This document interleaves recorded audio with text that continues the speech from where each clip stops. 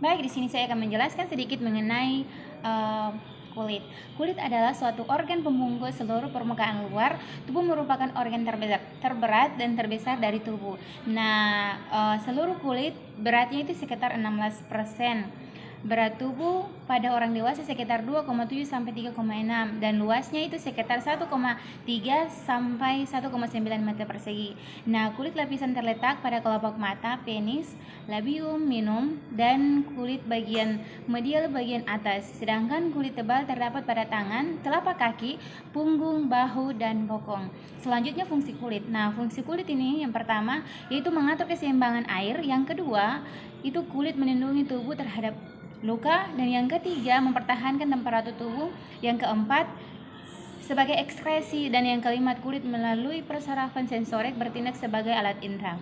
Nah, selanjutnya kulit terbagi menjadi 3 lapisan besar. Yang pertama itu ada epidermis. Epidermis adalah bagian kulit paling luar yang sebagian besar terdiri dari epitel squamosa yang bertindak, yang mengalami keratinasasi, yang tidak memiliki pembuluh darah. Dan yang kedua adalah dermis. Dermis adalah bagian yang paling penting di kulit yang sering dianggap sebagai transgen, terdiri atas jaringan ikat yang menyokong epidermis dan menghubungkannya dengan jaringan subkutis.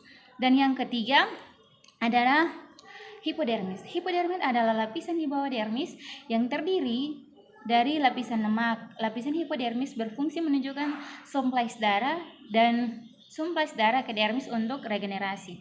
Kita masuk pada materi yang kedua, yaitu materi tentang asuhan keperawatan pasien luka bakar. Nah, prinsip perawatan luka bakar terbagi menjadi beberapa bagian. Yang pertama yaitu keseimbangan. Prinsip keperawatan luka bakar terbagi menjadi beberapa bagian. Yang pertama, keseimbangan cairan dan elektrolit. Yang kedua, keadaan metabolisme. Yang ketiga yaitu fungsi sistem pencernaan. Yang keempat, penerimaan psikologi stres. Dan yang kelima yaitu penutupan luka dan rehabilitasi. Kemudian kita masuk pada derajat luka bakar. Yang pertama yaitu derajat 1. Nah, derajat 1 terbagi juga menjadi beberapa bagian. Yang pertama, kerusakan minor mengenai jaringan epidermis. Yang kedua, kadang diikuti peradangan dan nyeri. Yang ketiga, permukaan luka kemerahan, tidak ada blister. Yang keempat, sembuh dalam 3-6 hari dan tidak meninggalkan bekas. Selanjutnya, luka derajat yang kedua. Yang pertama yaitu kerusakan meliputi seluruh lapisan epidermis dan beberapa jaringan dermis dan beberapa jaringan dermis. Yang kedua yaitu karakter luka tergantung dari kedalaman kerusakan jaringan dermis. Yang pertama, kerusakan meliputi seluruh lapisan epidermis dan beberapa jaringan dermis dan beberapa jaringan dermis. Yang kedua, karakter luka tergantung dari kedalaman kerusakan jaringan dermis yang terkena. Yang ketiga yaitu penyembuhan luka kedua sampai 8 minggu. 2-8 minggu tergantung dari kedalaman luka. Dan yang keempat, sering meningkatkan jaringan bekas. Selanjutnya, luka derajat yang ketiga yaitu yang pertama, rusaknya seluruh lapisan dermis dan dermis, kadang mencapai jaringan subkutan, otot dan tulang. Dan yang kedua, kadang tidak nyeri akibat rusaknya sistem saraf. Nah, kita masuk pada pertemuan yang ketiga, yaitu menjelaskan tentang normal wound healing. Penyembuhan luka adalah respon tubuh terhadap cedera akut maupun kronis. Fisiologi penyembuhan luka yaitu fase penyembuhan luka yang terbagi menjadi beberapa bagian, yaitu yang pertama, fase koagulasi, yaitu luka pada akut segera setelah luka terjadi penghentian perdarahan dengan pembentukan bekuan darah. Yang kedua yaitu fase inflamasi. Fase inflamasi sekalian pembekuan terbentuk, maka perdarahan aktif berhenti. Terjadi pelebaran pembuluh darah sekitar luka. Aliran darah meningkat, memasuk sel dan substansi yang diperlukan untuk reparasi luka.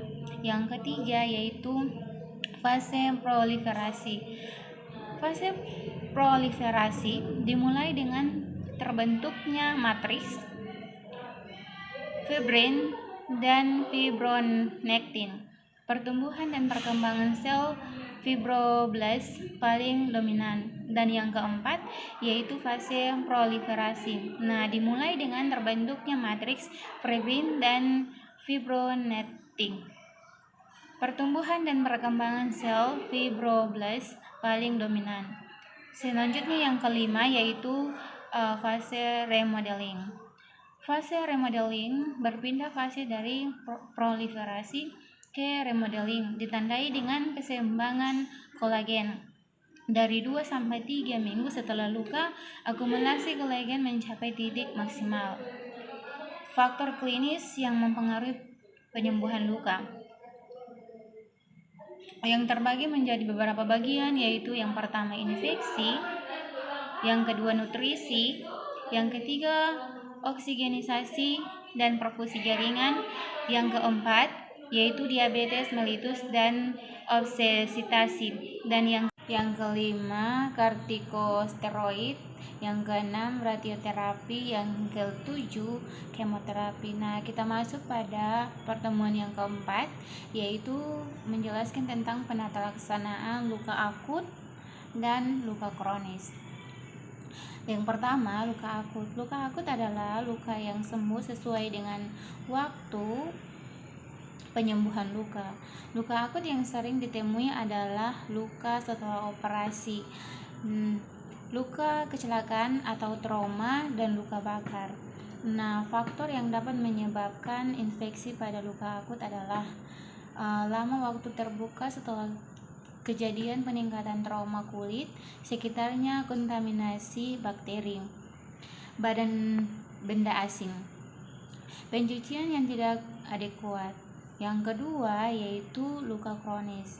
Luka kronis adalah luka yang sulit sembuh akibat tergantungnya penyembuhan luka oleh faktor sistematik, lokal, dan faktor lain sehingga luka tidak sembuh sesuai dengan waktu penyembuhan luka yang normal. Nah, luka kronis ini terjadi karena penyembuhan primer yang tertunda dan terus berulang dalam kurun waktu tertentu. Hal yang perlu diperhatikan saat merawat luka kronis adalah sebagai berikut, yaitu pengkajian berkelanjutan. Persiapan dasar luka merupakan kegiatan spesifik yang wajib dilakukan pada luka kronis. Nah, kebutuhan penanganan dengan prinsip steril dan bersih. Nah, pertemuan yang kelima yaitu menjelaskan tentang luka bakar. Luka bakar merupakan suatu kelainan akibat trauma, terkena api, air panas, atau air keras, apapun yang menyebabkan kulit rusak. Faktor penyebab yaitu yang pertama termal, itu suhu kurang dari 60 derajat Celcius. Yang kedua kimia atau asam basa. Yang ketiga listrik, dan yang keempat radiasi. Luka bakar ringan tidak mengenai wajah, tangan, kaki, sendi, kemaluan, atau saluran nafas. Luka bakar derajat 3 kurang dari 2%. Luas permukaan tubuh. Luka bakar derajat 2 kurang dari 15% luas permukaan tubuh. Nah, kita masuk pada luka bakar sedang. Tidak mengenai wajah, tangan, kaki, sendi, kemaluan, atau saluran nafas. Luka bakar derajat 3. Nah, yang berikut kita masuk pada luka bakar sedang, yaitu tidak mengenai wajah, tangan, kaki, sendi, kemaluan, atau saluran nafas. Luka bakar derajat 3 antara 2% sampai 10% luka permukaan tubuh. Luka bakar derajat 2 antara 15% sampai 30% luas permukaan tubuh. Nah, kita masuk pada luka bakar berat. Luka bakar disertai cedera saluran nafas. Luka bakar derajat 2 pada wajah, tangan, kaki, sendi, kemaluan, atau saluran nafas. Luka bakar derajat 3 di atas 10% luas permukaan tubuh.